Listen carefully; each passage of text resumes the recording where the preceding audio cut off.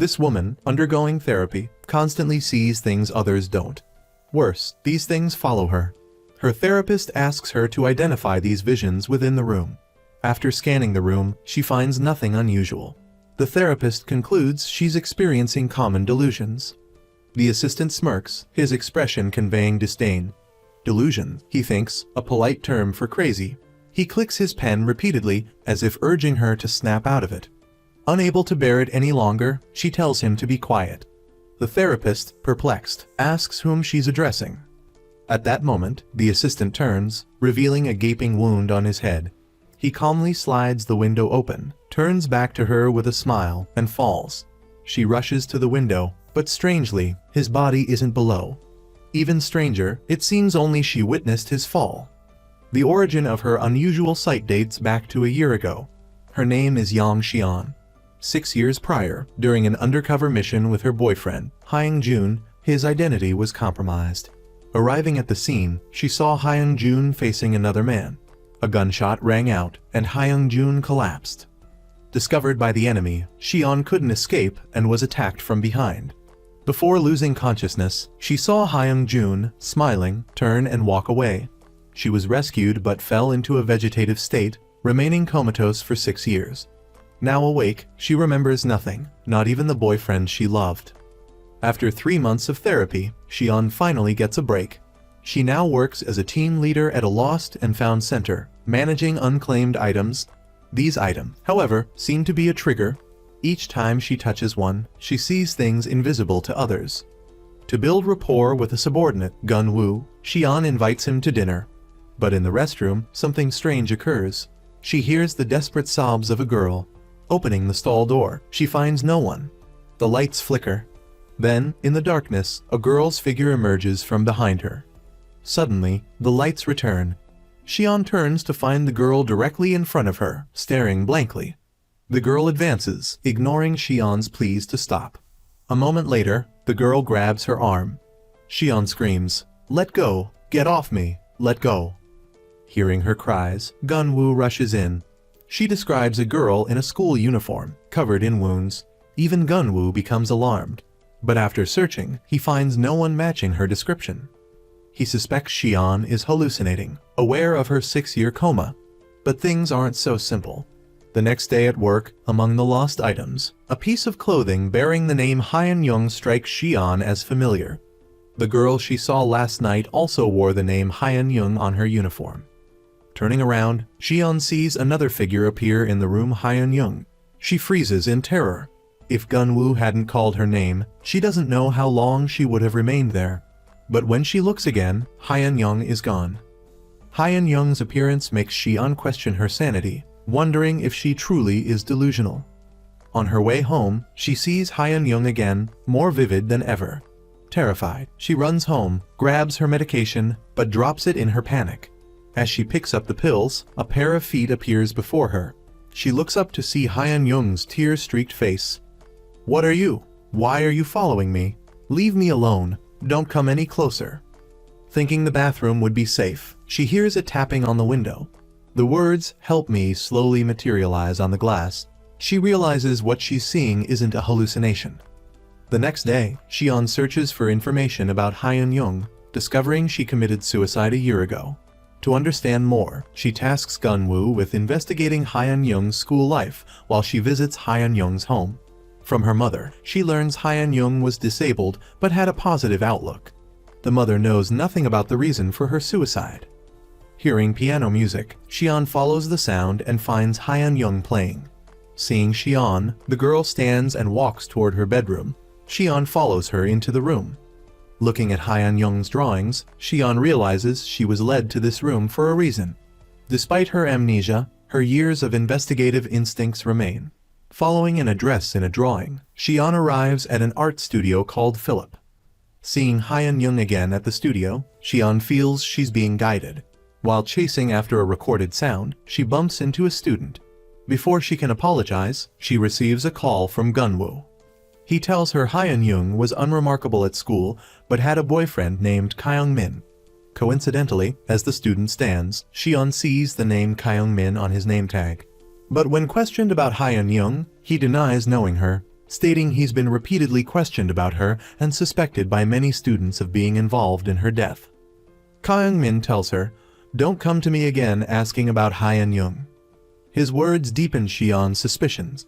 Gun-woo confirmed they were dating, so why is Kyung-min denying it? Frustrated by Kyung-min's stubbornness, she leaves, deciding to investigate Hyun-young's case slowly. As they are about to leave, they hear screams. Kyung-min is standing on the roof, edging closer to the edge. "Kyung-min, come down, it's dangerous." Gun-woo tries to talk Kyung-min down while discreetly cuffing one of his hands. Just as Kyung-min jumps, Gun-woo and Xi'an reach him. Gun-woo manages to grab his hand. Terrified, Kyung-min faints, dangling from Gun-woo's grip. He's taken to the hospital. They wonder what secret Kyung-min is hiding that he would rather die than reveal. Gun-woo asks, "Is there anyone who can get Kyung-min to open up?" His words spark an idea. Xi'an goes to the therapist's office, believing only he can make Kyung-min talk. After hearing Xi'an's account, the therapist suggests two possibilities for the truth Kyung-min is hiding. Either he is the culprit, or the culprit is someone close to him. At that moment, Kyung-min wakes up in the hospital. Seeing DM's hair clip in his hand, he decides to reveal the truth. He's no longer afraid of dying, so there's nothing left to hide. It turned out Kyung-min and Hyun-young were attending the same art studio. Kyung-min was smitten with Hyun-young from the moment he saw her. However, Xi'an repeatedly rejected Kyung-min's confessions. Being disabled, she felt pressured by the idea of having a non-disabled boyfriend. To help Hyun-young alleviate this pressure, Kyung-min referred her to our psychology clinic. Unexpectedly, from that point on, Hyun-young seemed to lose interest in Kyung-min. It wasn't until Kyung-min visited the clinic one day that he discovered Hyun-young's uncle behaving inappropriately with her. Afterward, the uncle took Hyun-young to the rooftop and, taking advantage of the secluded location, pushed her off. He then staged the scene to look like a struggle. Kyung-min witnessed the entire incident. Upon learning the uncle's name, Gun-woo had his wife send a message to Xi'an, informing her that the perpetrator was a psychiatrist named Park Hyung-jin. The moment Xi'an put down her phone, she realized this psychiatrist was the same Park Hyung-jin she was with. He stood up, feigning the need to pour her coffee, and opened a drawer, a sinister smile spreading across his face. He then walked to the door and locked it. "Doctor, why are you locking the door?" she asked. "Why do you think?" he replied. The moment Xi'an mentioned Philip and Hyun-young, he knew she was investigating him. To lull Xi'an into a false sense of security, he pretended to converse with her, but his demeanor was unnatural. Realizing she knew the truth, and suspecting Kyung-min had told her, he dropped the act, deciding to take someone down with him. But Xi'an wasn't easily intimidated. She landed a powerful blow to his groin. However, though both were injured, she was unarmed and outmatched. Gun-woo arrived too late, only seeing her being forced into the elevator. He raced to the parking garage and managed to stop a departing vehicle, but she wasn't inside. Just then, an ambulance passed by, and he noticed the cloth the attacker had used earlier draped over its window. Gun-woo immediately gave chase, but two legs couldn't compete with four wheels. He could only watch helplessly as Xi'an was driven away. When she regained consciousness, she found herself in an abandoned building with the psychiatrist sitting before her. Seeing her awake, he lunged forward, demanding to know how she knew Hyun-young hadn't logged out of the system. Xi'an claimed Hyun-young had told her. He laughed, a psychiatrist himself. He couldn't believe such a preposterous excuse. But it didn't matter anymore. He saw no disadvantage in having someone accompany him in death. Xi'an grabbed a handful of dirt, threw it in his face, and ran. She ran into a dead end. With no other option, she bravely jumped down, using the darkness to conceal herself. Despite the two-story drop, Park Hyung-jin quickly caught up and locked the main door. He picked up a piece of wood. "Where are you? I'll tell you an interesting story. Come out!" With his approaching footsteps, Xi'an's tension mounted. Fortunately, he didn't find her. But as she prepared to leave, she accidentally triggered a machine. The noise attracted Park Hyung-jin's attention. Spotting her, he gave chase. She soon fell, but just at that critical moment, a gunshot rang out. Gun-woo had arrived in the nick of time. Park Hyung-jin fell, but he survived. He received his just punishment. Xian and Gun Wu, instead of being commended, were reprimanded by their superior. He scolded them for conducting their own investigation, insisting they should stick to their duties in the lost and found. As they left the office, they were left wondering, how did Xian know Haiyan Yung hadn't logged out, and how could she reveal the truth so convincingly? No one would believe Haiyan Yung herself had told her. Not long after, Xian returned Haiyan Yung's clothes to her mother. The sight of her daughter's belongings brought the mother to tears. As Xian was leaving, she saw Haiyan Yung. This time, the girl smiled and waved goodbye. Haiyan Yung's image gradually faded before Xian's eyes. She thought the matter was settled, but then a janitor found a suitcase at the subway station. A few days later, the suitcase appeared at the Lost and Found Center.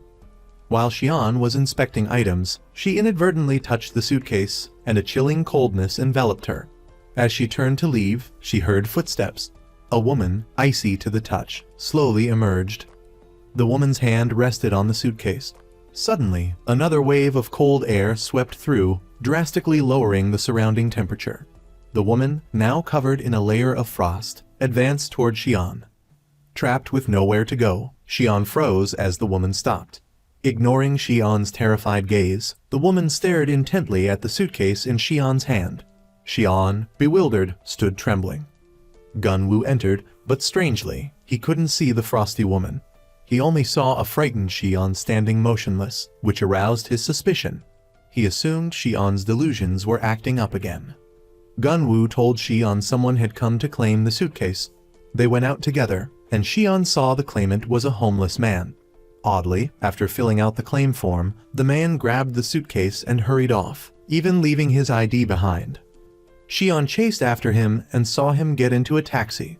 This puzzled her. How could a homeless man afford a taxi? She and Gun Wu got into their car and followed. Her intuition told her the suitcase and the homeless man were connected in some significant way.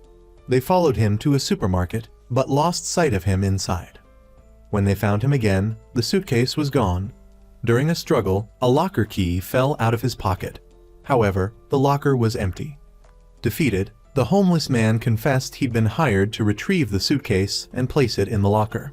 He didn't know what was inside. Later, Xian returned home. As she opened her door, a chilling gust of wind swept over her. The frost-covered woman reappeared. Without hesitation, Xian rushed inside to put on more clothes. As she finished dressing, the lights began to flicker. A figure entered the apartment in the darkness. When the lights returned, Xian saw the frosty woman standing in her doorway. "Who are you? Why are you following me? What do you want?" No matter how much Xian questioned her, the woman remained silent. Resigned, Xian left her apartment, seeking warmth elsewhere, but the chill persisted, clinging to her. At a bus stop, Xian saw the frosty woman following a young girl and then looking back at her. As Xian watched in astonishment, the woman boarded a bus with the girl. Fearing for the girl's safety, Xian followed. Gun Wu, observing this from a distance, grew suspicious. He wondered if her mental illness was flaring up again. After all, who wore a down coat in the summer? After boarding the bus, the woman kept touching the young girl beside her. Every time she did so, she looked back at Xian, as if to say that if Xian didn't pay attention to her, she would find someone else. The girl, unable to bear the cold, was about to ask to get off early. At that moment, the woman also stood up and looked back at Xian. Seeing Xian's indifference, she prepared to get off with the girl. At this point, finally unable to endure it any longer, Xian, not wanting the girl to suffer any harm after getting off, made a move. Sensing Xian's action, the woman sat back down and again looked back at her. Now, Xian finally understood. Meanwhile, Gun Wu followed, muttering to himself, "Where is she going dressed in a life vest in the middle of the night?" At the same time, a man carrying a suitcase disappeared into a small wooded area. He found a spot and began to dig. Then, he opened the suitcase and buried the contents in the ground. Not long after, Xian followed the woman to the woods. Worried that Xian wouldn't follow, the woman kept looking back at her. Soon, the woman stopped, her eyes fixed on the ground beneath her feet. She had clearly noticed something unusual about the disturbed earth. It had recently been dug up. Just then, Gun Wu arrived. "What time is it, and you're out here shivering? And wearing slippers?" but Xian didn't answer his question, instead telling him to look at the ground. Then, ignoring Gunwu's protests, she began to dig. Before long, an arm was unearthed. What surprised Xian even more was that as she looked at the woman withdrew her hand from her coat pocket. She had appeared to have two normal arms, but now one was missing. Without the woman needing to say anything, Xian knew the arm she had unearthed belonged to her. Soon, the local police arrived. But upon examination, the arm had no fingerprints, so the deceased's identity remained unknown. On their way back, Gunwu voiced his suspicions. He asked how Xian knew there was an arm buried there, but she had no way to explain what she had experienced. Even if she told the truth, no one would believe her, so Xian simply attributed it to good luck. But how could Gunwu believe that? He assumed she didn't trust him, and that's why she wasn't telling him the truth. To escape the awkward situation, she searched online.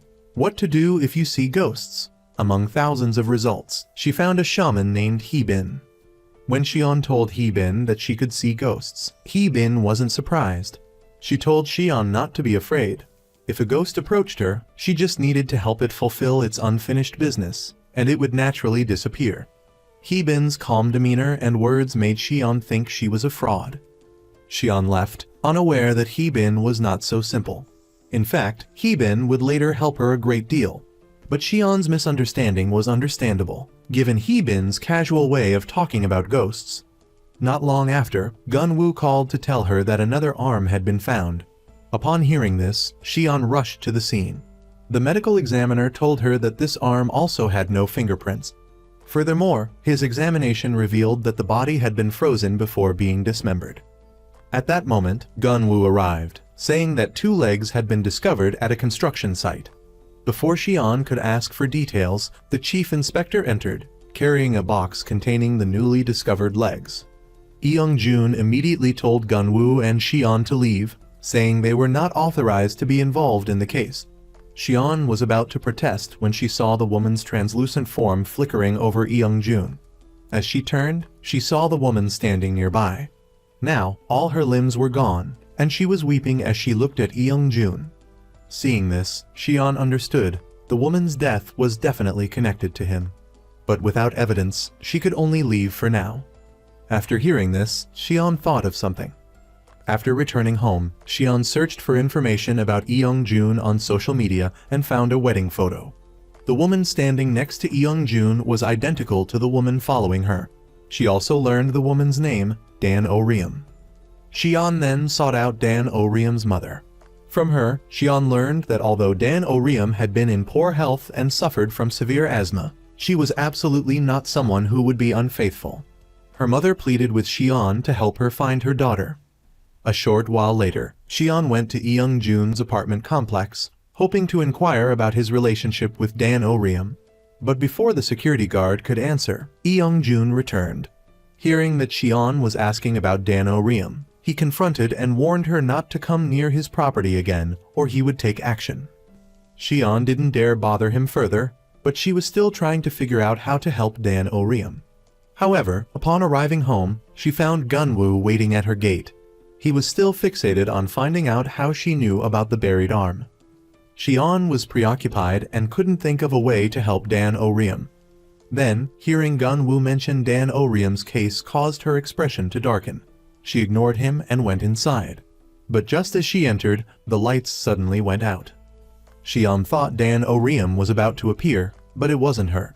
Instead, a masked figure suddenly grabbed her from behind. Fortunately, Xian was a police officer and a capable fighter. She quickly broke free. But there was more than one masked assailant. Gunwu, still outside, heard the commotion and rushed in. A fight ensued. Gunwu's ferocity overwhelmed the two masked figures, who took the opportunity to flee. By the time Gunwu chased them outside, the masked men had jumped into a car and sped away. Xian, injured, was chasing after them. Seeing her condition, Gunwu pulled her back inside and bandaged her wounds. Afterward, he made himself comfortable on her couch, refusing to leave. She didn't understand that he was worried the men would return and wanted to protect her. Lying in bed, unable to sleep, Xian kept wondering why those two men had broken into her home. Suddenly, She remembered Young-jun's threat that he wouldn't be polite if she continued to inquire about Dan Ori. This, coupled with the attack, made Xian suspect that Young-jun was behind everything. The next day, Gunwoo asked his senior, Moon-sik, to help him access security camera footage to identify the intruders. Since Gunwoo didn't have the authority, he had to rely on his kind-hearted senior. They tracked the car's route but found no one at the destination. Frustrated, Gunwoo called for assistance in tracing the vehicle's movements. He was determined to find those two men. Meanwhile, Xian saw Dan Ori again. But this time, Dan Ori was different. She no longer emanated a cold aura. Instead, she was engulfed in flames, radiating intense heat. The surrounding air grew warmer. Just as Xian couldn't bear it any longer, Dan Ori vanished. This deepened Xian's suspicions. What was happening? Was someone doing something to Dan Ori's remains? Suddenly, Dan Ori reappeared, her face contorted in pain, and walked right past Xian. Xian followed without hesitation. She found herself at a crematorium. Following Dan Ori's guidance, Xian arrived at a specific room. A man inside claimed the body within was his sister, but Xian didn't believe him. When he realized she was a police officer, the man pulled a knife on her. Just then, Gunwoo arrived. This man was one of the intruders from the previous night. He once again experienced Gunwoo's fighting prowess. After finishing their work, they conducted an inspection and discovered that the items prepared for burning were the remains of Dan Ori. Young-jun was filled with rage upon learning that Dan Ori hadn't abandoned him but had been murdered. However, the man told him he hadn't committed the murder, only helped dispose of the body. After the man revealed the real killer, Young-jun's face registered utter disbelief. The murderer was none other than his own mother. Hearing his mother's confession drove Young-jun to the brink of madness. His mother had always looked down on Dan Ori, scorning her for being from a poor family. The day before the wedding, his mother had demanded that Dan Ori leave him. But Dan Ori, deeply in love, refused. Consumed by rage, his mother slapped her. The shock triggered Dan Ori's asthma, but instead of helping, his mother withheld her inhaler and watched as Dan Ori collapsed. Afterwards, she had someone dispose of the body and used Dan Ori's phone to send a breakup text to Young-jun, leading him to believe she had heartlessly abandoned him. His mother was also responsible for the break-in at Xian's house after learning that Xian was investigating Dan Ori's disappearance on Young-jun's behalf. Soon after, Young-jun visited Xian to thank her for her help, and that's when he learned the truth. As Young-jun was leaving, Xian saw Dan Ori's spirit gazing at him and then linking arms with him as they walked away. In life, they were kept apart. Now, who could possibly separate them? Xian could only offer them her blessings and hope they remained true to their love. Meanwhile, Gunwoo grew increasingly intrigued by Xian, wondering just how many secrets she held. Since she wasn't telling, he decided he would have to uncover them himself, come what may. While they were taking inventory, Gunwoo discovered a box with no markings. When Xian held it, she felt it vibrating. At the same time, a growing headache overwhelmed her. To escape the discomfort, she stepped outside and encountered a man. Though they had just met, she felt a strange familiarity, but couldn't place him. It turned out to be her deceased boyfriend, Young-jun, from 5 years prior. Surprisingly, Young-jun seemed just as eager to avoid recognition, disappearing before Xian could identify him. But he underestimated her. She had seen him, regardless. That evening, Gunwoo invited Xian to dinner, hoping to pry some secrets from her. Seeing him thoroughly intoxicated, Xian decided to reveal her ability to see spirits. However, just as she began, Gunwoo slumped onto the table. She continued, though, perhaps driven by the pressure of recent events. Once she started, she couldn't stop. She took Gunwoo home, but he was too drunk to open the door. Left with no choice, she tried his birthday as the access code, and to her surprise, it worked. She dragged him inside and accidentally knocked over a box. While cleaning up, she found a voice recorder. A sharp headache pierced her, but she dismissed it, assuming it was from the alcohol. After settling Gunwoo in, Xian left. On her way home, a man appeared on the sidewalk, smiling, wearing a rose on his lapel, and following her. Xian glanced back, assuming he was just an ordinary man and giving him no further thought. But unexpectedly, the next day at work, Xian saw the man again. He walked towards her with a cheerful expression. Fearing he might approach Gunwoo, she pulled him aside. Chillingly, the man vanished the moment he reached Gunwoo's former position. Xian realized something was amiss. Unlike other ghosts, he didn't try to frighten her. Instead, he persistently knocked on objects. Wherever Xian went, the knocking followed, not randomly, but with a distinct rhythm. Xian couldn't decipher it. This went on until 6 in the morning. Later, when she woke up for work, the man was still there, following her, the rhythmic knocking continuing. Exasperated, Xian called Heebin. Desperate, she disregarded whether Heebin was a fraud, wanting only to know how to communicate with spirits. Heebin explained that spirits and humans are similar, relying on eye contact, expressions, or unusual actions to convey their messages. It was up to Xian to interpret these signs. Xian was dumbfounded. Heebin's advice felt like empty words.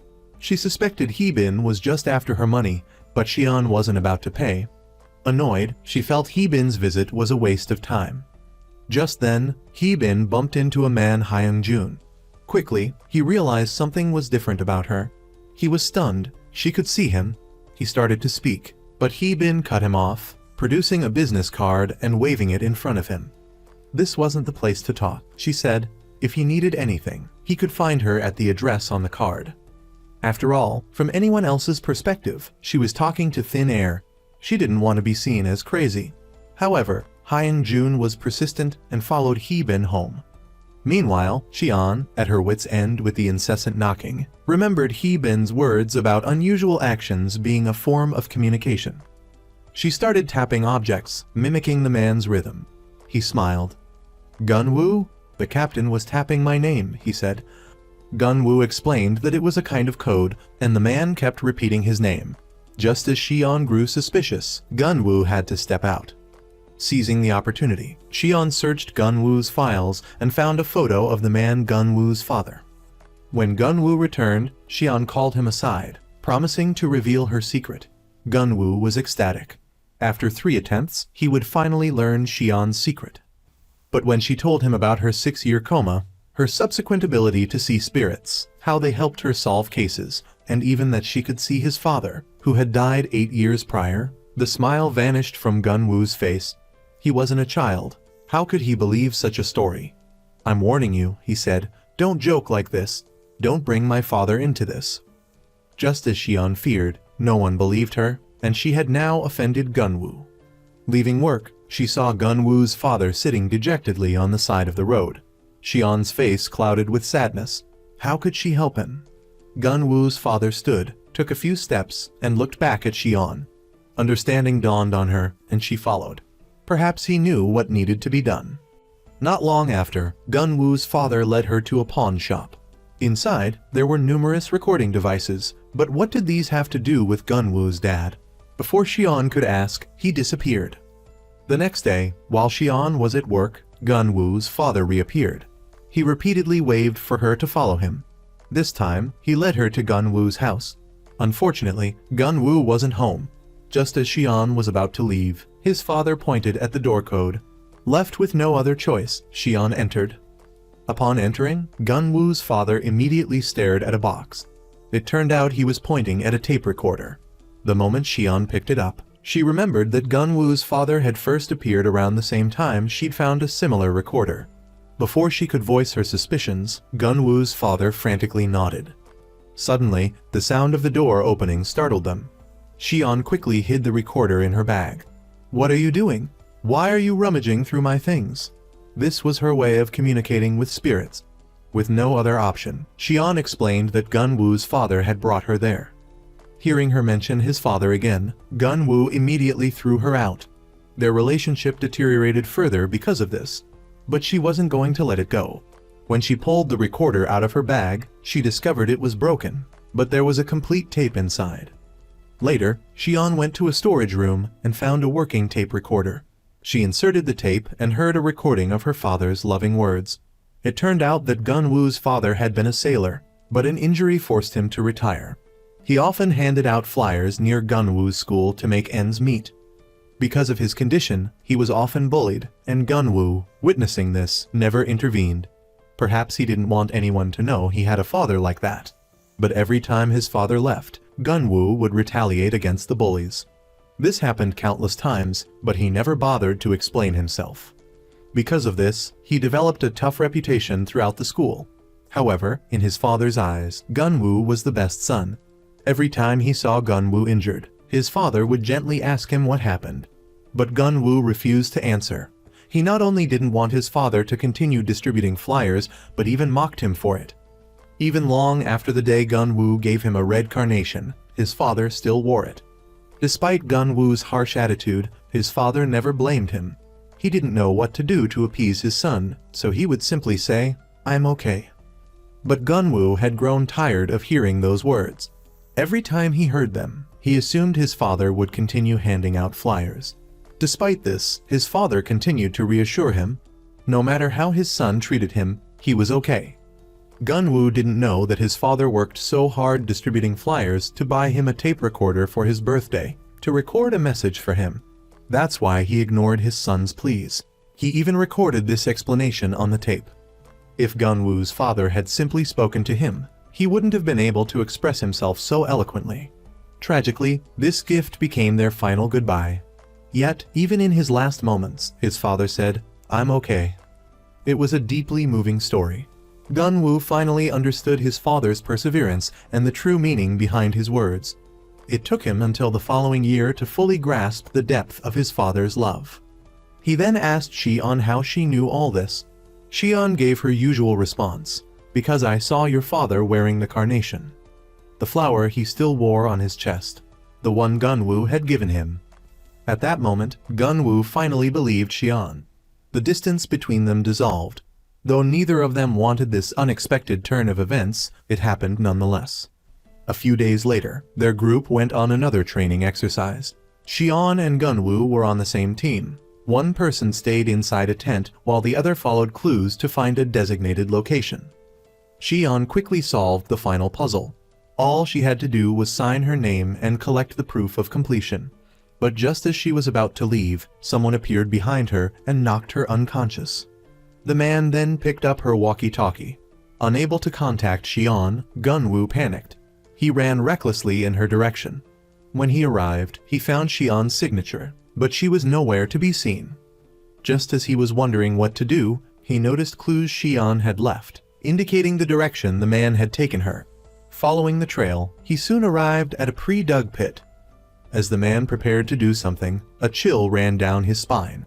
Another man had appeared behind him, but strangely, he seemed unaware of his presence. When the man made his move, Hyung-jun stopped him. However, as a spirit, Hyung-jun couldn't physically harm him. His touch felt like a passing breeze as the man wiped sweat from his brow. Undeterred, Hyung-jun tried to intervene again. Shion finally started breathing and slowly regained consciousness. But instead of immediately escaping, she closed her eyes and continued feigning unconsciousness. When the man resumed whatever he was doing, Shion attacked him. She tried to flee, but he caught her. After a struggle, she managed to escape. She then ran into Gunwoo, who had been searching for her. They looked back, but the man wasn't pursuing them. Supporting each other, they left. Defeated, the man had no choice but to flee. He never imagined that Hyung-jun, trailing behind, had clearly seen his license plate number. Elsewhere, Moon-sik quickly arrived with his men. After questioning Shion, who couldn't offer any helpful information, they left, telling her to contact them if anything new came up. As soon as Moon-sik left, Shion became lost in thought, wondering who the man who had saved her was. Before she could figure it out, Gunwoo interrupted her. He offered to take her home. Seeing her pensive expression, Gunwoo assumed she was still shaken up by the incident. But until she had a clearer understanding of what happened, Shion didn't want to explain anything. She decided not to tell Gunwoo. When they arrived at her house, she looked at him and said, "Be careful going home," before heading inside. But when she went to work the next day, she saw Hyung-jun again. This time, he seemed to be trying to guide her, so Shion followed. Sure enough, Hyung-jun's guidance led her to the investigation room. Seeing this room, she suddenly remembered. After waking up and undergoing questioning, someone had shown her a photo, and the person in the photo was Hyung-jun, the very person standing before her now. How was all of this connected to her? At that moment, Hyung-jun stared at her, tears falling down his face. The sorrowful sight made Xi'an's heart ache. Fragments of memories began to surface in Xi'an's mind, but they were only images of her screaming incessantly, then Hyung-jun collapsing to the ground after the sound of a gunshot. Back in the present, her own tears flowed uncontrollably, even though she still didn't know what her relationship with this ghost was. Then, Hyung-jun vanished. Afterward, Xi'an went to Director Moon's office. She wanted to investigate cases 722 and 723 from 6 years ago, partly to understand her connection to Hyung-jun. Perhaps she could even recover her lost memories. But her superior warned her that the cases were highly sensitive. Without authorization from higher up, even he didn't have the clearance to examine them. Left with no other choice, Xi'an had to leave. Meanwhile, at the crime scene, Moon-sik found a strange watch. He picked it up, but instead of reporting it to the team, he pocketed it discreetly, then made an excuse and left. Back at the police station, Gunwoo was waiting for him. However, Moon-sik told him that they hadn't found any leads and that they could only continue searching. He promised to inform Gunwoo immediately if anything new came up. Gunwoo accepted this and left. Moon-sik then surreptitiously took out the watch and examined it again, sighing as if blaming someone for not doing a good job. It turned out that when Xi'an awoke, she possessed the ability to solve 2 cases in quick succession, which had attracted the attention of some unsavory individuals. Not long after, Moon-sik received a call from a mysterious person. This person wanted him to silence Xi'an to bury case 722 permanently. Then, the day before Xi'an's outdoor training exercise, the mysterious person arranged for an assassin, referred to as MNS, to eliminate her. Moon-sik, deeply implicated in the events of 6 years ago, was also targeted and couldn't escape. Later, Hyung-jun asked Hee-bin to tell Xi'an the license plate number of the car he had seen. Hee-bin readily agreed, knowing she wouldn't benefit from Xi'an if she failed. Then, she told Hyung-jun to go find Xi'an. As soon as he saw Xi'an, Hyung-jun immediately disappeared. Even Hee-bin was startled and couldn't believe it. Afterward, she pulled Xi'an aside and told her about the license plate number. But unexpectedly, after Xi'an offered her a piece of bread, Hee-bin lost all motivation to earn money. Hee-bin was afraid to reveal the secret, but didn't say much, directly stuffing a piece of paper into Xi'an's hand. Even more outrageous, before leaving, Hee-bin packed up the bread to take home. Sure enough, she didn't go investigate the car, but went to find someone. That person was Mr. Wan, who had been present at the scene of the 722 case 6 years prior. But unexpectedly, Mr. Wan had moved out. The person living there now was his friend. From his friend's mouth, she learned that Mr. Wan had gotten cancer and retired early 3 years ago, then sold the house to this friend. Mr. Wan had disappeared since then. No one had heard from him. Having no other choice, Xi'an told the friend to contact her if there was any news about Mr. Wan. As soon as she drove away, the friend called Mr. Wan out. While talking with Mr. Wan, the friend wanted to ask about the doubts in his heart. Why, for all these years, had he told everyone who came looking for Mr. Wan that he had moved away? But Mr. Wan didn't explain why, only telling him that there were things that, if he knew, would endanger his life. When Mr. Wan returned to his room, he coughed loudly. Then, seeing the red fluid in his hand, Mr. Wan knew his time was running out, so he began to wrestle with his thoughts, finally deciding to bring some truths to light. At this point, he rummaged through the boxes and found Hyung-jun's work ID. Afterward, Mr. Wan slung the bag over his shoulder and went out. Where was he going like this? I have to tell those police officers everything. What I saw that day, what I learned. But his friend was extremely worried, because Mr. Wan was always afraid of being in danger and refused to speak up. Not long after, when Xi'an received a call from Mr. Wan, she hurriedly drove over with Gunwoo. Mr. Wan's appearance filled Xi'an with immense admiration. Not only could she uncover the truth of the case from years ago, but she could also regain her memories. But unexpectedly, as Mr. Wan was approaching her, a car suddenly appeared, heading straight for him. Seeing this, Xi'an rushed forward. At the same time, Gun-woo also immediately dashed over. The person in the car was Yun. After doing all this, Yun-do stopped to check the situation behind him, then immediately drove off. This allowed Gun-woo to clearly see his license plate number. Not long after, they brought Mr. Won to the hospital. Fortunately, Mr. Won's life wasn't in immediate danger, but he had fallen into a coma and was unconscious. Therefore, the things Xian wanted to know could only wait until Mr. Won woke up. After Gun-woo took her home, he asked her about the doubts in his heart. Why did she treat Mr. Won that way? She didn't hide anything. She did it because she wanted to know what really happened 6 years ago. Xian knew that he was extremely worried about her, so she wasn't angry. At this moment, Xian noticed Gun-woo's injury and took him inside to bandage it. Her caring actions made Gun-woo extremely embarrassed. But while the two were bandaging each other's wounds, Yun stealthily entered Mr. Won's hospital room. He pulled out the oxygen tube, then covered Mr. Won's mouth and nose with his hand until Mr. Won suffocated. The next day, Xian went to see Mr. Won one last time. This encounter made Xian burst into tears. She blamed herself for insisting on investigating the case from 6 years ago. Because she wanted to regain her memories, she had harmed someone who had been living peacefully before meeting her. When Xian returned, a colleague told her that someone had sent her a letter. Xian was about to check it when Gun-woo saw the license plate number that Hee-bin had given to Xian. The team leader saw it too. Drop what? The license plate number of the car from yesterday. At this moment, Xian finally understood what Hee-bin had given her. However, Gun-woo had already investigated and discovered that the license plate number was fake. She immediately went to find Hee-bin and asked how she knew about the license plate. But Hee-bin insisted that the car had hit her shop sign. Hee-bin's attitude left Xian momentarily without a solution, so she could only ask Hee-bin to tell her if she saw the car again. After Xian left, Hyung-jun appeared. He found it strange that Hee-bin wouldn't tell the truth. Just then, a woman entered, wanting Hee-bin to help her with something. But before the woman could speak, Hyung-jun told her that she had been beaten by her husband. Sure enough, after hearing this, Hee-bin asked the woman if she wanted to know how to make her husband obedient. Not only the beating, but everything the woman intended to say was preempted by Hee-bin, making the woman believe in Hee-bin's abilities. Of course, this was all thanks to Hyung-jun.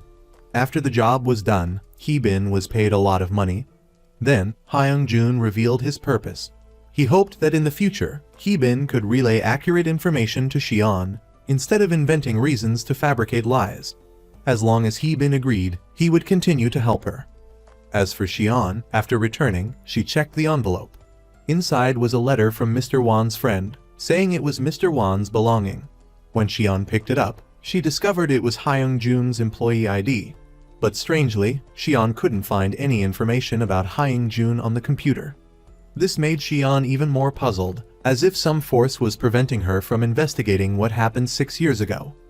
Later, Xian went to the archives, wanting to find the investigation log for the case from 6 years prior.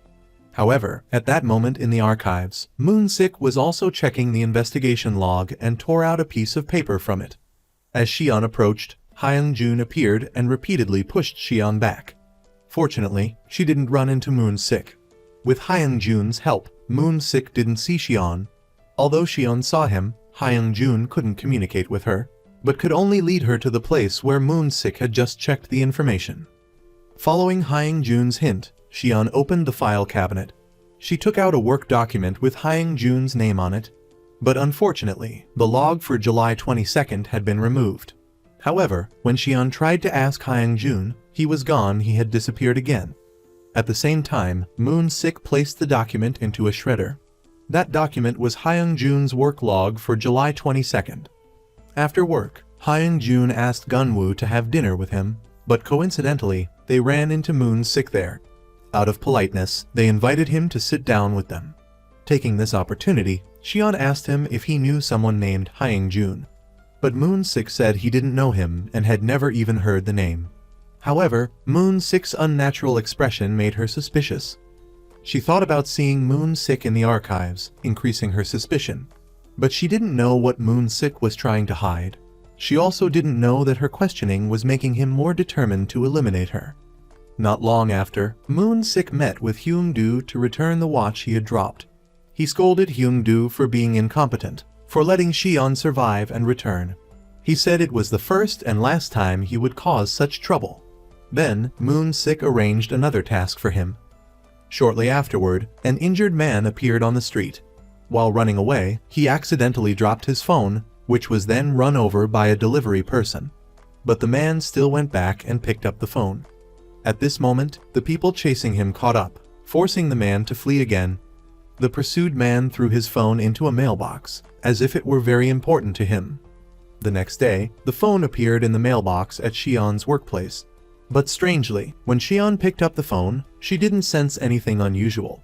She just thought it was a piece of junk. However, that evening after work, it suddenly started to rain. Strangely, only Shion could feel this rain, and it was red, like blood. Shion was on her way home when the bloody rain started to fall. The rain grew heavier, and the ground was quickly covered in blood. The strange thing was that only Shion could perceive this bloody rain. Gunwoo couldn't see anything.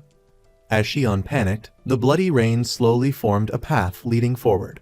Following the lingering traces of blood, Shion went deeper into the alley and saw a wounded man standing there, as if waiting for them. Following the man's gaze, Shion saw another man, identical to him, lying on the ground. After Gunwoo checked, he discovered the man had just died. His body was still slightly warm. Shion turned to look at the standing man, hoping he could offer some clue, but the man didn't react and vanished before her eyes. Soon after, the police arrived. Because they were the first to discover the body, they were questioned until morning. Suddenly, a man appeared, seemingly acquainted with the deceased.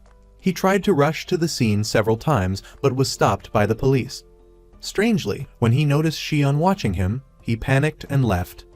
As Shion's suspicions grew, her phone rang. As soon as she answered, she and Gunwoo had to rush back. Seung-ha told her that the phone recorded yesterday had disappeared. Even the trash can it was in was gone. As Shion became furious, Chief T-Soo walked in. He immediately reprimanded them for losing crucial evidence due to their negligence. Then, T-Soo dismissed everyone else, leaving only Shion. She thought she would be scolded severely, but unexpectedly, T-Soo told her not to make a big deal out of it. He only had 1 year left until retirement. If the other detectives knew that evidence was lost in his department, the one he supervised, how could he retire peacefully? Shion then checked the surveillance camera and clearly saw a man sneaking in late at night. Seeing the man's face, Seung-ha remembered that he had come yesterday wanting to retrieve the phone. But the man had no proof of ownership, so Seung-ha refused. Now, Shion also felt like she had seen this face somewhere before. This man had appeared at the crime scene early that morning. Passing a cafe, she felt a strange sense of familiarity. Upon entering, the manager greeted her warmly, but Shion, with her amnesia, couldn't remember who he was. Following her intuition, she went to the display area. One of the photos caught her attention. It was a picture of her and Hyung-jun. At that moment, a memory surfaced. On graduation day 6 years ago, she had made plans with Hyung-jun to meet at this cafe to celebrate. They had both landed their dream jobs, and they wanted the cafe manager to witness their love. She had forgotten this beautiful memory for 6 years. At this moment, Hyung-jun appeared before her. Looking at his familiar face, Shion burst into tears. She repeatedly apologized. "I'm sorry. I shouldn't have forgotten. I'm so sorry." This recovered memory stirred many emotions within Shion. However, she couldn't touch Hyung-jun, afraid he would disappear again. She just wanted to hold onto the warmth of this moment a little longer. Soon after, Hyung-jun led Shion to a storage room to find a box. When Shion opened it, she discovered a ring inside. As she looked at the ring, a flood of memories filled her mind. She remembered, on the night of their mission 6 years ago, Hyung-jun held this box in his hands. It was a gift they were supposed to exchange. When Shion arrived, she gave Hyung-jun a matching couple's shirt. They promised each other that after completing the mission, they would wear the shirts and go on a trip together. They just didn't expect it to become a farewell gift forever. The box held a special meaning that Hyung-jun wanted to convey. They agreed that the next day, after completing the mission, they would open their gifts together. But shortly after Hyung-jun left, she heard gunshots. When she ran to the scene, she saw Hyung-jun confronting someone. Suddenly, another shot rang out, and Hyung-jun collapsed to the ground amidst Xi'an's screams. The person who shot Hyung-jun was someone Xi'an knew. It was Jo Moon-sik. Recovering her memories brought fresh tears to Xi'an's eyes. They had promised to open the box together, but now she was alone, opening it by herself. Fortunately, she could still see Hyung-jun's spirit, making this belated promise meaningful. When Xi'an returned home and saw Gunwoo, Hyung-jun seemed to become aware of his presence and paused. Gunwoo's appearance puzzled Xi'an. She didn't understand why he was there so late. Unexpectedly, he confessed his feelings to her. He then shouted, "I like you." Hearing this, Xi'an instinctively turned around and saw that Hyung-jun had vanished. If she hadn't recovered her memory, she might have accepted Gunwoo's confession. But now, Xi'an hesitated. She told Gunwoo that she had regained her memories and couldn't forget Hyung-jun, the man she had lost. Her answer stunned Gunwoo. He had mustered all his courage to confess, only to receive an unwanted outcome. He took his sorrow to Moon-sik, hoping the boss could offer some insight. But unexpectedly, upon hearing that Xi'an had recovered her memory, Moon-sik's expression changed to one of shock, and he quickly excused himself. And so, the secret Gunwoo had just revealed might become a life-threatening one for the very person he loved. The next day, he sought out Moon-sik again, asking for help in finding the person who stole the phone. Even though his confession was unsuccessful, work still had to continue. Unexpectedly, just after Gunwoo left, Moon-sik's cell phone rang. The person on the other end wanted Moon-sik to find the phone. But unbeknownst to them, Hyung-jun overheard every word of the conversation between Moon-sik and the mysterious caller. Later, Hyung-jun sought out Hee-bin, begging her to go with him to find Xi'an so he could relay some information. Unfortunately, when Hee-bin arrived, Xi'an had already gone out. Hyung-jun's expression conveyed his desire for Hee-bin to pass on his message. Hee-bin later told Sung-chan that she knew where the missing phone was and the thief's whereabouts. This special ability of Hee-bin convinced Sung-chan. He then called Gunwoo, telling him to go to a restaurant for clues. He also gave Gunwoo a strange, secret code. Shortly after, Gunwoo and Xi'an arrived at the restaurant. But as soon as they stepped inside, the waiter told them the restaurant was closed. Left with no other choice, Gunwoo uttered the strange code. His words caught the attention of the restaurant owner, Wang Sang. He then led them inside to talk. Gunwoo produced a photograph, and the owner immediately recognized the man in the picture. He said the man used to work there, but had suddenly quit a week ago. When they asked for his address, Wang Sang demanded they promise to protect the man. After they agreed, Wang Sang gave them an address. As they left, Wang Sang asked Xi'an, "Do you know Hyung-jun?" This question puzzled her. Could Wang Sang know Hyung-jun? Xi'an's hesitation caused Wang Sang's expression to change instantly. He warned them, "Don't come back here again." Although Wang Sang's attitude had changed, he hadn't lied to them. Soon after, the thief appeared. They followed him to his room. Facing Gunwoo, the thief had no chance to resist. In the middle of the room, Xi'an found the missing phone. At that moment, Xi'an suddenly noticed the ghostly man reappear. He stared intently at the thief with tearful eyes. Then, the thief explained everything. It turned out he had another name, Liang Qi. A few days ago, Lai Hun had suddenly approached him, claiming to have stolen their boss's phone. It contained records of their company's shady dealings over the past few years, including the names of the gangsters protecting them. Lai Hun wanted Liang Qi to join him in using the phone to negotiate a payoff. After the deal, they could go home and take care of their families without having to do this kind of work anymore.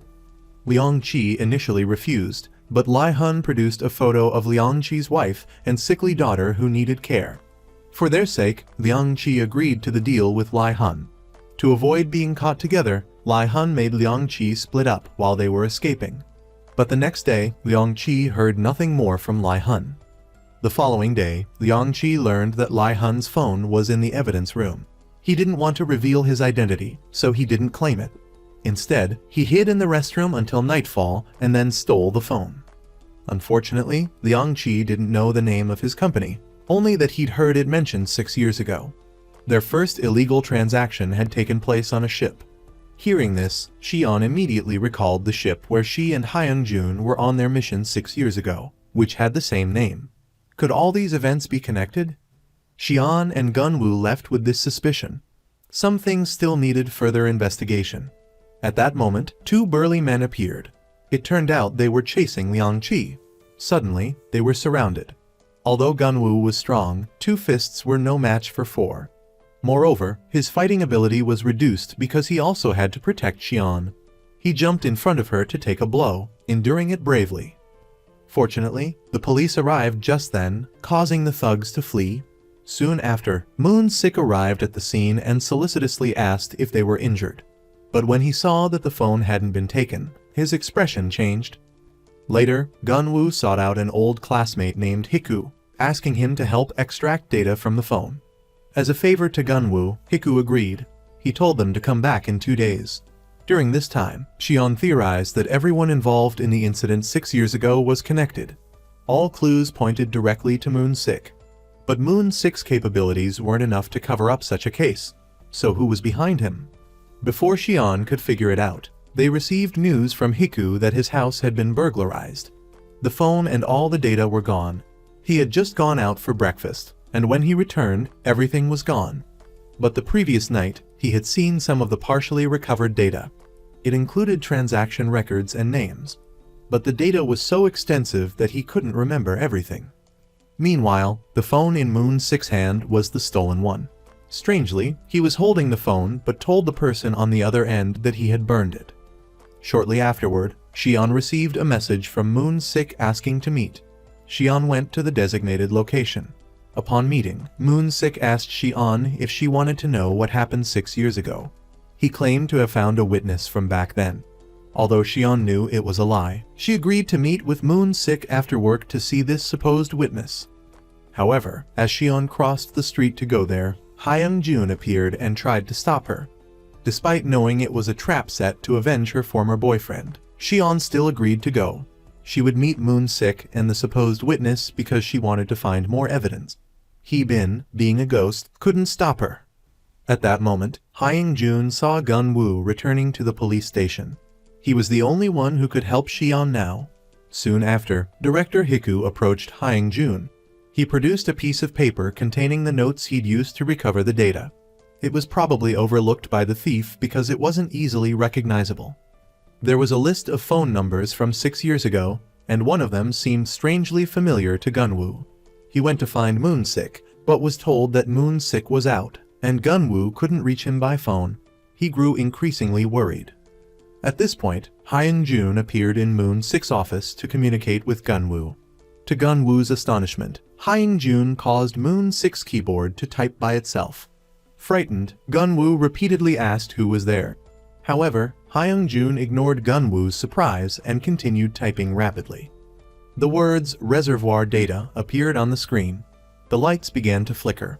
Understanding the implied message, a deeply concerned Gunwoo immediately headed to the reservoir. Xian had been waiting for Moon-sik there for a long time. Just as she thought he had stood her up, he arrived. "Long wait, huh? Captain, where's the witness?" But Moon-sik didn't answer her question, instead leading her to a secluded spot. Seizing the opportunity, Xian discreetly turned on a voice recorder. Moon-sik finally stopped near the reservoir. "The witness isn't here yet? What should I do? Is there even a witness?" Suddenly, Moon-sik pulled out a gun. He had no way out now. Only by killing Xian could he survive. Just then, Gunwoo arrived. His appearance gave Xian the chance to draw her own weapon, escalating the tension. But Moon-sik seemed reluctant to harm bystanders, repeatedly urging Gunwoo to leave. He said that only by getting rid of Xian, like they did with Hyung-jun, could things go back to the way they were. But Gunwoo refused to leave. He urged Moon-sik to come back with him and explain what happened 6 years ago. Gunwoo's persuasion finally caused Moon-sik to slowly lower his weapon. However, as Gunwoo approached, Moon-sik twisted his arm, overpowering him, and then ran. Xian saw Moon-sik flee but didn't shoot. She feared a fatal shot. If he died, all clues to the 6-year-old case would disappear. But this hesitation allowed Moon-sik to escape. Fortunately, Xian had secretly recorded their conversation, which she then gave to the investigators. Immediately, the police reopened the investigation into the case from July 22nd, 6 years prior, and issued a warrant for the now fugitive Moon-sik. While on the run, Moon-sik contacted Yun and told him to arrange a smuggling boat. He needed to leave as soon as possible and warned Yun not to try anything funny, or he would give a big gift to the person behind everything. After Yun left, Moon-sik pulled a photo from his wallet. It was a picture of himself with Hyung-jun. He muttered apologies. It turned out that 6 years ago, Hyung-jun had discovered something illegal happening on the ship. Moon-sik had told him to turn a blind eye and let the ship leave port. But Hyung-jun refused. However, the people on the ship were waiting for Moon-sik's decision. Left with no other choice, Moon-sik shot Hyung-jun. He had intended only to knock him unconscious and then stage a rescue. But Hyung-jun wasn't wearing a bulletproof vest. Moon-sik then called the person behind everything, who also wanted Shion dealt with. However, Moon-sik only knocked her unconscious. Then, he shot himself, and with the help of the mysterious figure, escaped investigation. These events had haunted him with guilt for 6 years. He had not only killed his student, but also left Shion in a vegetative state for years. Not long after, Moon-sik received his passport. If nothing went wrong, he could leave that night. Before leaving, he wanted to personally apologize to Shion. But after a phone call cut short, Moon-sik couldn't bring himself to say the words. The strange call left Shion deeply puzzled. Following the location of the call, they tracked it to a phone in a warehouse. Near the phone, Shion found some of Moon-sik's belongings, but he was nowhere to be seen. As they continued their search, Yun and his gang surrounded them. "We've met before, haven't we?" Yun's words hinted at a previous encounter, but he gave Shion no time to recollect before ordering his men to attack. Shion and Gunwoo fought back against the thugs, but their defense weakened over time. Suddenly, Moon-sik appeared, firing a shot into the air. He didn't acknowledge Yun, instead pointing the gun at Shion and Gunwoo. Shion thought it was a trap Moon-sik had set. Then, Moon-sik turned the gun on Yun. "What are you doing? Are you crazy?" "Shion, take gun and go." With Moon-sik's help, Shion pulled Gunwoo away. But as soon as they were out the door, Gunwoo broke free. He wouldn't leave Moon-sik to face them alone. Just as Gunwoo and Shion returned, they saw Moon-sik fall to the ground. Shion reacted quickly, grabbing the gun from the ground and holding off Yun's advance. As they faced off, sirens wailed. Upon hearing them, Yun immediately fled. Moon-sik was rushed into an ambulance, but with his remaining strength, he pulled his wallet from his pocket. Before closing his eyes, he finally apologized to Shion and Gunwoo. Moon-sik's death hit Gunwoo hard. He couldn't believe a bad guy would sacrifice himself to protect others. What secret was hidden here? Gunwoo opened Moon-sik's wallet and found a slip of paper that caught his attention, a pawn ticket. They followed the address on the ticket to a pawn shop. The old man told them it was a broken phone, but someone just picked it up. Who took it? The person who retrieved it was a man wearing a hat. Gunwoo recalled seeing someone leaving as they entered. He immediately gave chase. As Shion was about to follow, the old man called her back, saying there was something else. The man had only taken the cell phone and left in a hurry. The old man didn't know what a key, left behind, was for. Gunwoo caught up to the man in the hat, but upon seeing Gunwoo, the man bolted up a stairwell. Before Gunwoo could reach him, the man entered an elevator. He thought he was safe, but as the elevator reached the second floor, Shion was waiting. Caught off guard, the man dropped his phone. He ignored it and ran. Just as they were about to leave, Yun reappeared. Gunwoo knew why he was there. He pulled out the phone. Yun wanted more than just the phone. He wanted them too. Seeing this, Gunwoo threw the phone and pulled Shion away, making their escape. Just before they were caught, they jumped into a taxi and sped off. Having retrieved the phone, Yun didn't pursue them. He didn't know the phone was just an empty shell. Gunwoo had already removed the memory card.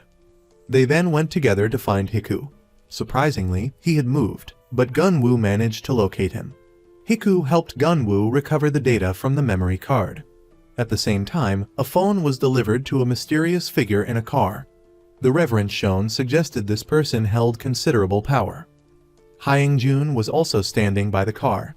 The mysterious man discovered the memory card was missing from the phone and angrily threw it down. Soon after, Young Zun received a call. He was ordered to retrieve the memory card by any means necessary. Meanwhile, after a night of hard work, Hiku had decoded some of the secrets within the phone's data call logs, with the most frequent contact listed as Dr. Yi-run. Xion recognized the doctor's photo. It was the man she kept encountering.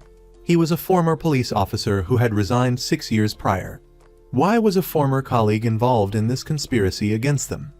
Until the data was fully decrypted, everything remained a mystery. Xion was exhausted, so Gunwoo told her to go home. He promised to update her with any new information. However, something happened in the meantime.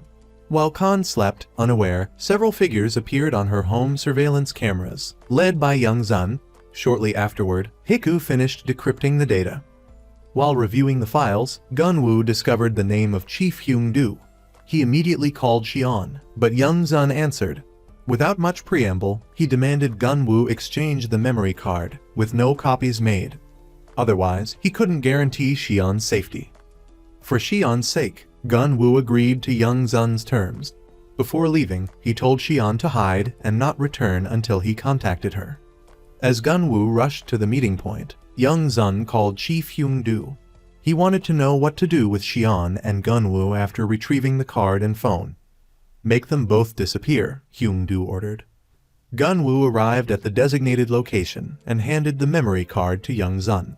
As Young Zun examined it, Gunwoo gave a forced smile meant for Xion, but neither expected Young Zun to go back on his word. "I've changed my mind, I can't let you leave now." As Young Zun prepared to act, the warehouse lights began to flicker. The bulbs blinked erratically, plunging the space into darkness. Xion spotted Hyung-jun. In the shadows, she and Gunwoo followed him to safety. Under Hyung-jun's guidance, they escaped. Later, Chief Hyung-do met with Young Zun. He didn't reprimand Young Zun for the failed attempt, but ordered him to find another opportunity to silence Xion. Young Zun's repeated appearances made Hyung-do suspect Xion knew his identity. Therefore, he insisted Young Zun handle Xion directly. Gunwoo finally revealed he had seen Chief Hyung-do's name in the secret files. Why had Gunwoo waited to reveal this? Because Hyung-do wasn't just their chief, he was Xion's respected mentor. After learning this, Xion confronted the chief. He immediately warned her to stop investigating the 6-year-old case, claiming he'd passed it to the prosecutor. He bluntly stated that her continued involvement could be life-threatening. Hyung-do's blatant threats shocked Xion. She couldn't believe his audacity, especially lacking concrete proof. His words infuriated her. She couldn't believe this was the mentor she once knew. Afterward, she found Gunwoo and recounted Hyung-do's threats. To bring down Chief Hyung-do, they realized they needed to start with the key Moon-sik had left behind. They sought out NG-jun, a friend they hadn't seen in a while. Upon hearing their story, NG-jun laughed. Even with access to the 722 case files, he hadn't found any evidence. He couldn't believe a chief would be involved in such a thing. Xion then produced the key. Based on NG-jun's experience, it looked like a safe deposit box key, but he needed to be cautious until he knew what it held. He promised Xion he'd investigate thoroughly, as he owed her a debt of gratitude. Soon, Xion received a call from NG-jun. The key belonged to a safe deposit box at Hoptai Finance, registered to Choi Moon-sik. Inside, they found a voice recorder. They took the recorder to NG-jun and listened to its contents.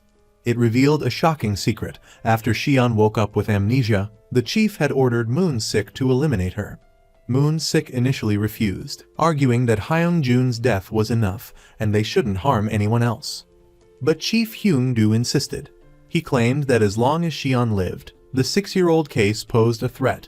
He threatened Moon-sik, saying he'd already taken one life, so another wouldn't matter. The recording wasn't admissible evidence, but it was enough to convince NG-jun. He told Xion and Gunwoo to go home and keep everything confidential. He would contact them when he found more leads. True to his word, NG-jun soon uncovered new information.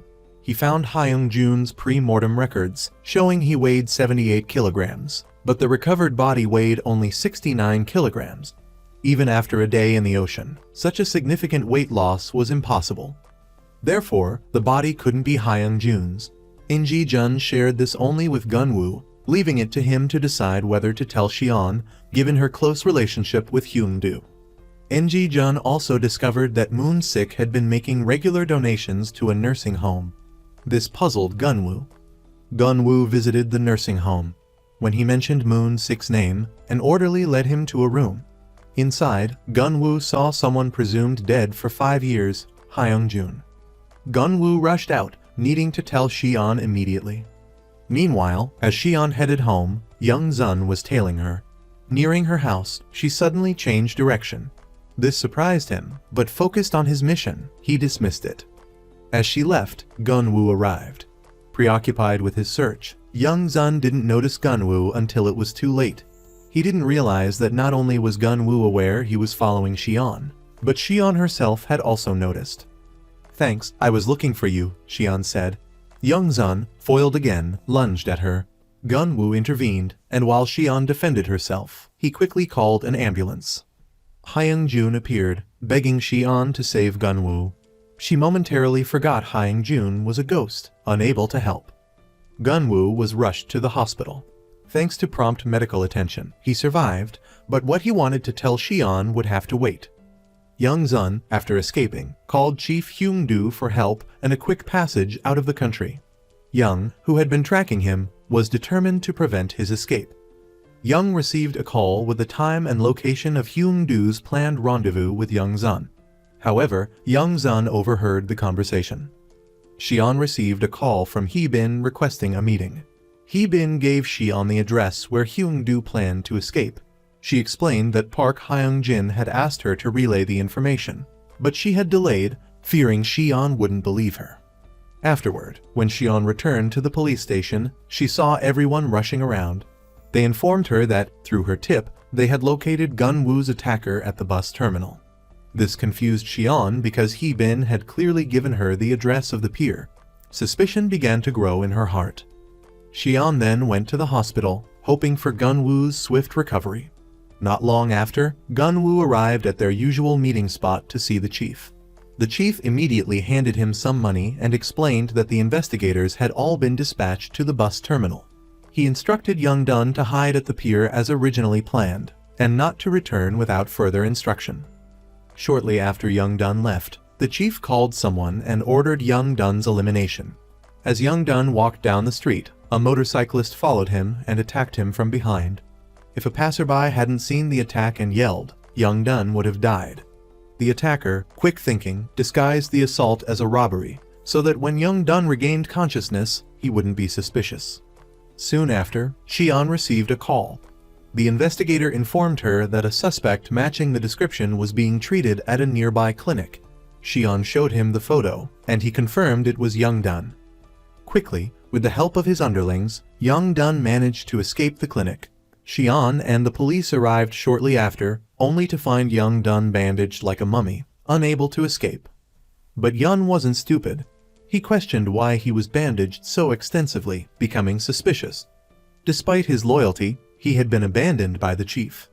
He then revealed all the secrets that had been buried for years, bringing everything to light. Thanks to Young-dun's testimony, the chief would face appropriate punishment. However, the chief remained arrogant and unrepentant. The question remained, who else was behind the chief, and what else were they capable of? These matters would require further investigation. Not long after, Gunwoo woke up. He told Xian that Hyung-jun was still alive. Upon hearing this, Xian was stunned. On her way, she wondered if Gunwoo was joking. Xian arrived at the nursing home. In one of the rooms, she saw Hyung-jun lying in bed. The sight made her heart ache. She could hardly believe her eyes. After composing herself, Xian found a letter of apology from Moon-sik in Hyung-jun's belongings. It turned out that 6 years prior, the chief had given Moon-sik an order. He told him to let a smuggling boat pass, as Moon-sik's son needed a large sum of money for medical treatment. Torn between his son and justice, Moon-sik chose his son. But unexpectedly, he ended up shooting Hyung-jun. Fortunately, Hyung-jun was still breathing. He then contacted a friend to help him arrange for an unidentified body to replace Hyung-jun's. That stumble became a lasting source of guilt. Moon-sik never imagined things would turn out this way. As Xian finished reading the letter, Hyung-jun's spirit appeared. This time, Hyung-jun spoke, apologizing to Xian. I died 6 years ago. Wasn't I living well? That wasn't me, just an empty shell. It meant nothing. In his final moments, Hyung-jun spoke at length. He urged Xian to stay healthy and take care of herself and to find happiness with the person she loved. He poured out everything he hadn't been able to say for the past 5 years. But the more Hyung-jun spoke, the louder the heart monitor beeped. Hyung-jun gradually transformed into tiny stars, disappearing into the room.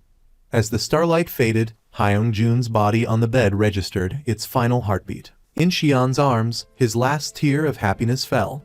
Then he took his final breath. Hyung-jun's spirit, which had been protecting Xian for the past 5 years, finally departed. Now that she was safe. Only then did Xian realize the depth of Hyung-jun's love for her. The pain of his loss was still fresh. But Gun-woo wouldn't give up. He picked her up from work every day, hoping to one day win her heart. Time flew by, and a year passed. Their investigative team had new members. Xian had also changed a lot.